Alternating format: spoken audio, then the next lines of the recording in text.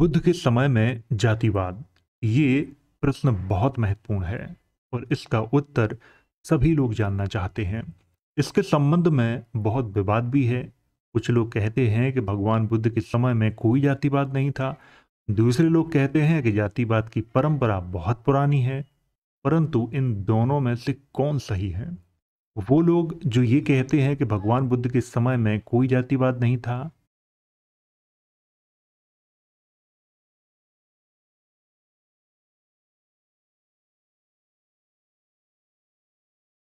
या फिर वो लोग जो कहते हैं कि जातिवाद की परंपरा बहुत पुरानी है। इस वीडियो को देखने के बाद आपका सारा कंफ्यूजन दूर हो जाएगा। आपको ये भी पता चल जाएगा कि हमारे देश में जातिवाद की जड़ कितनी पुरानी है। मैं बात करने वाला हूं प्रसिद्ध चीनी यात्री हुएनसोंग के यात्रा विवरण के हिंदी अनुवाद की, जिसका अनुवाद ठाकुर प्रसाद शर्मा ने किया है। ये कहानी सिर्फ हुएनसोंग के यात्रा विवरण में ही नहीं मिलती है, बल्कि बौद्ध धर्म के पवित्र ग्रंथ सुत्पिटक के दीघ निकाय और मध्यम निकाय में भी मिलती है। आप सबके लिए एक सूचना है, ये वीडियो केवल जानकारी की दृष्टि से बनाया गया है। इसका उद्देश्य किसी भी व्यक्ति, धर्म, समाज, वंश, परंपरा आदि को नीचा दिखाने या उनकी भावनाओं को आहत करने के लिए नहीं बनाया गया है।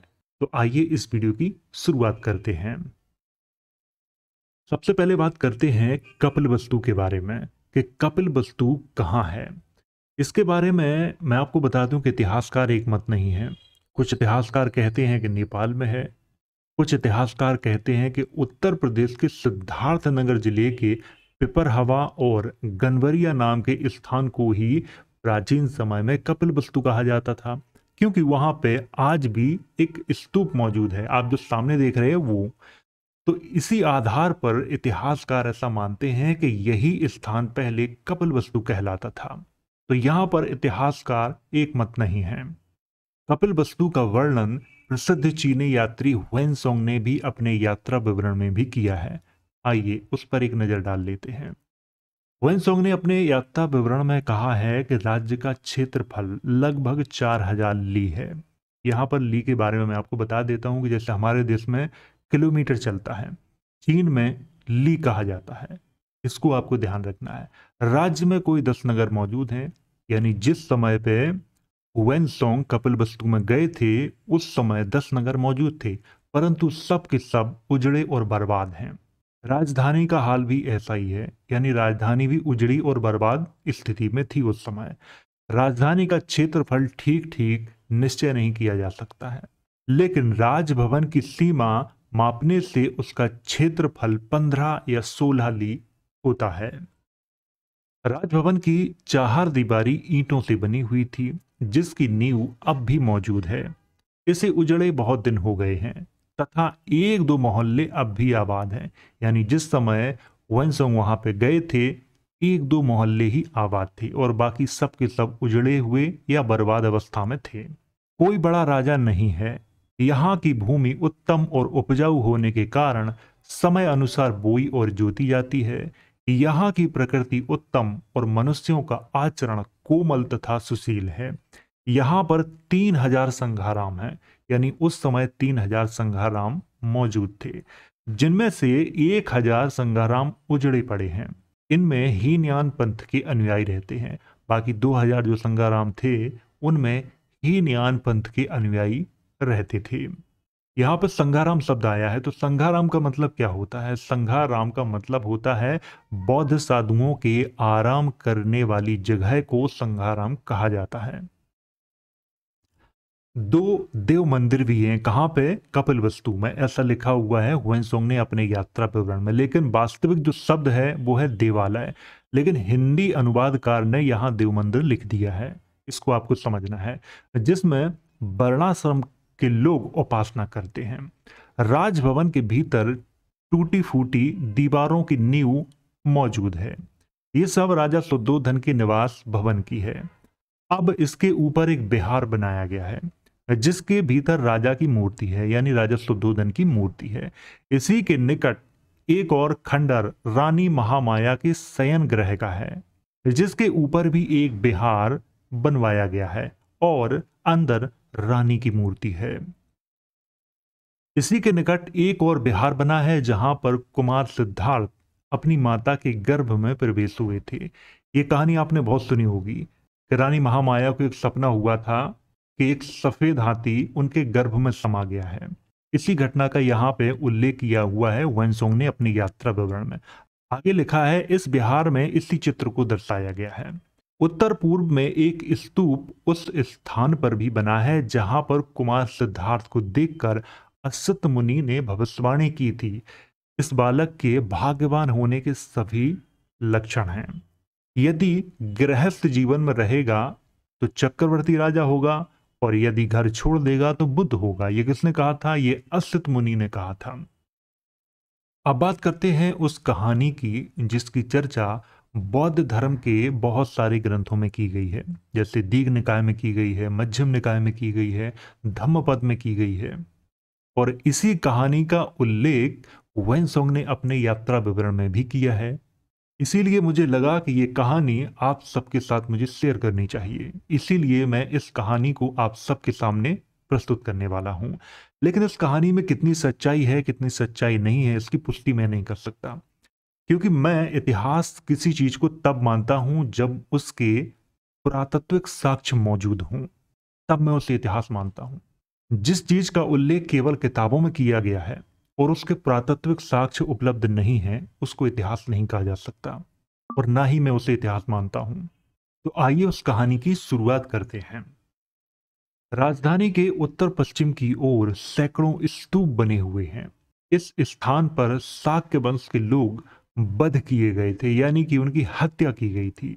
विदुडब राजा ने शाक्य वंश के लोगों को पराजित करके उनके वंश के 9,990 मनुष्यों को बंदी करके वध करा दिया था। यहाँ पर जो 9,990 लिखा हुआ है ये निश्चित नहीं है, कुछ जगह पे लगभग 10,000 लिखा हुआ है। तो ये संख्या है लगभग 10,000 के आसपास वहां पे बताई गई है।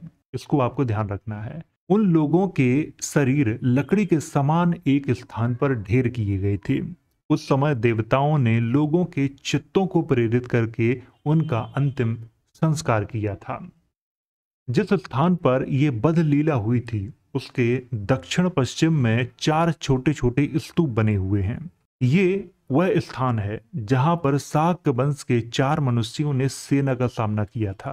पहले जब प्रसेनजित, जिनका वास्तविक नाम था पसेंदी, राजा हुआ तो उसने क्या किया था कि शाक्य वंश से विवाह संबंध करके नाता जोड़ना चाहा था, परंतु शाक्य लोगों ने उससे घृणा की, क्योंकि वह है उनका सजातीय, यानी कि उनके वंश या गोत्र का नहीं था। कौन? राजा प्रसेनजित।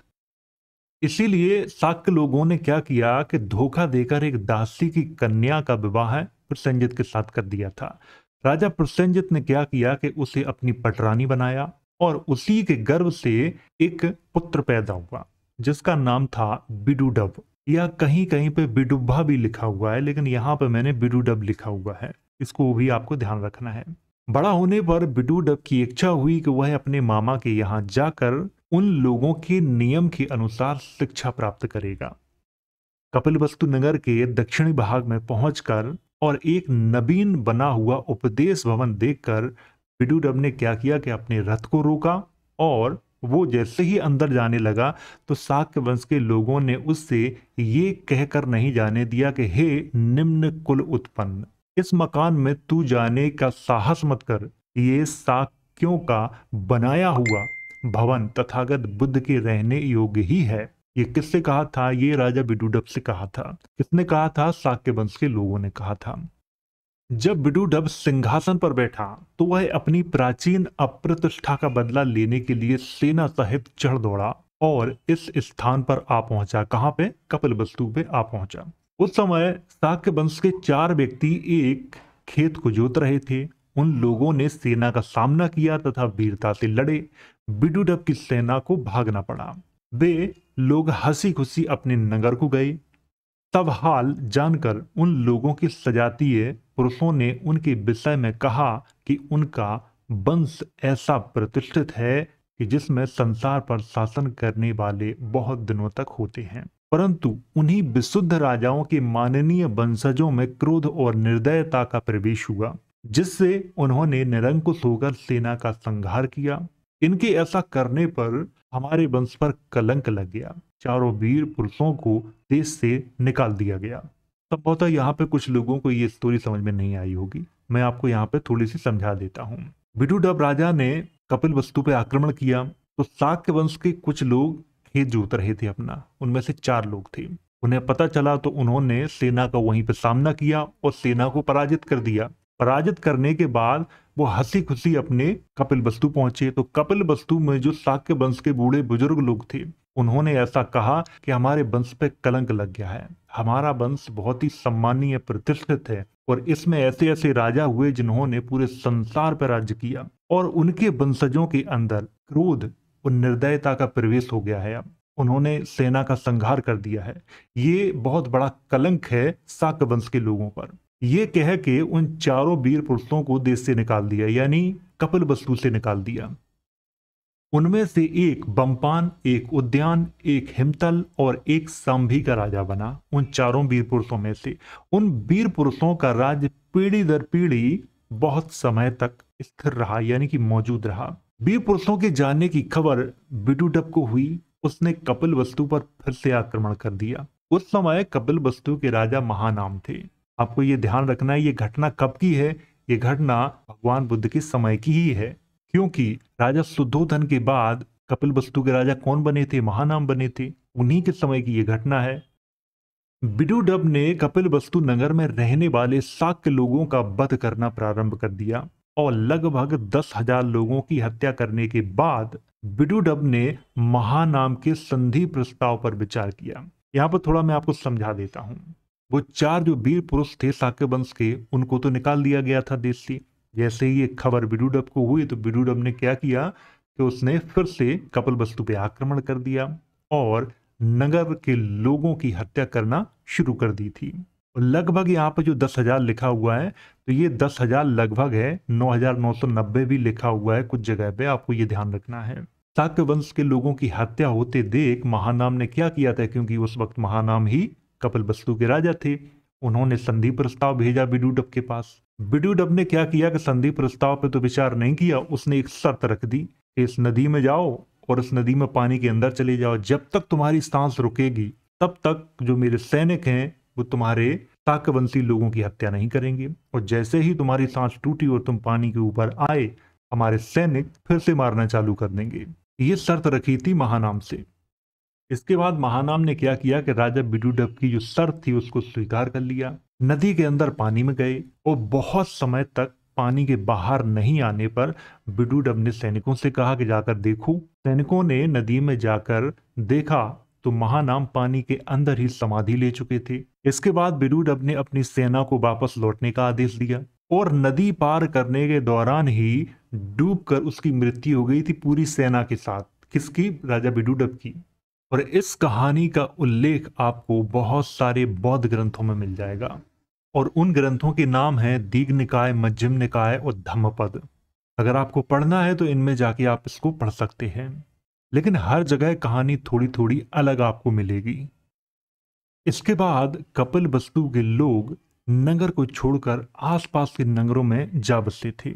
इसी समय शाक्य वंश की एक शाखा पिपली वन में जा बसी थी। आपको यहाँ पर ध्यान रखना है कि एक शाखा जो शाक्यों की थी वो पिपली वन में जाके बस गई थी, जहां पर उन्होंने मोर पालन का काम करके अपने जीवन को गुजारा था। इसी पिपली वन की शाखा के वंशज कौन थे? चंद्रगुप्त मौर्य। इसीलिए सम्राट अशोक ने अपने अभिलेखों में स्वयं को बुद्ध का वंशज बताया है।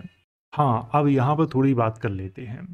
कौशल के राजा विदुडब ने जब कपिलवस्तु पर आक्रमण किया और वहां पर रहने वाले शाक्यवंशी लोगों की हत्याएं की, उनमें से कुछ शाक्यवंशी लोग बच गए थे, लेकिन वो वहां रहना नहीं चाहते थे। क्यों नहीं रहना चाहते थे? क्योंकि जिस स्थान पे अपनों की हत्या हुई हो वहां पर रहना उचित नहीं है। इसीलिए उन्होंने निश्चय किया था कि आसपास के नगरों में जाके बस जाएंगे, और वो बस गए थे।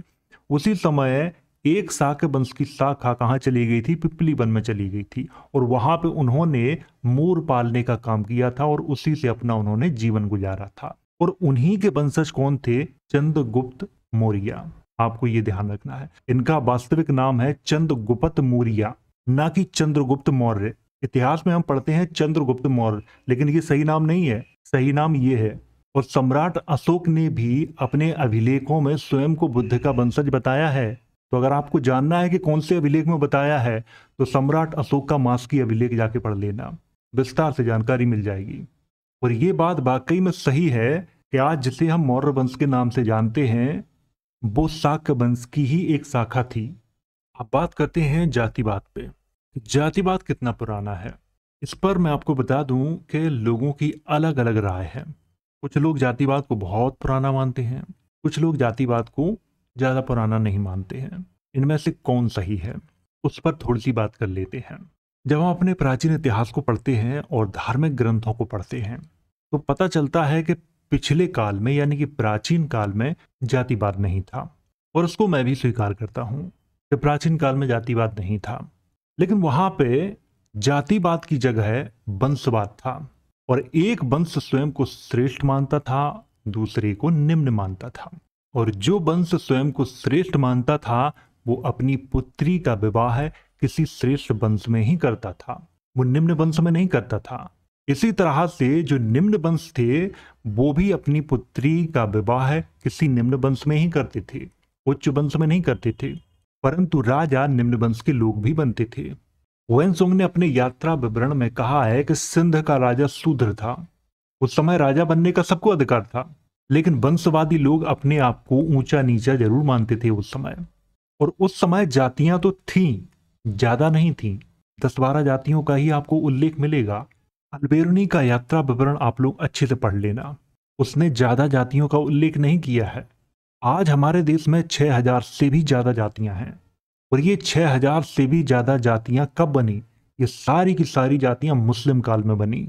मुस्लिम काल से पहले जातियां थीं, लेकिन अधिकतम उनकी संख्या 10, 12, 15 ही रही होगी, इससे ज्यादा नहीं रही होगी। मैंने काफी सारे यात्रियों के यात्रा विवरणों को पढ़ा है, उनमें सबसे ज्यादा एक जाति का बहुत उल्लेख किया गया है, वो है चांडाल, जो कि निम्न जातियों में ये गिनी जाती थी।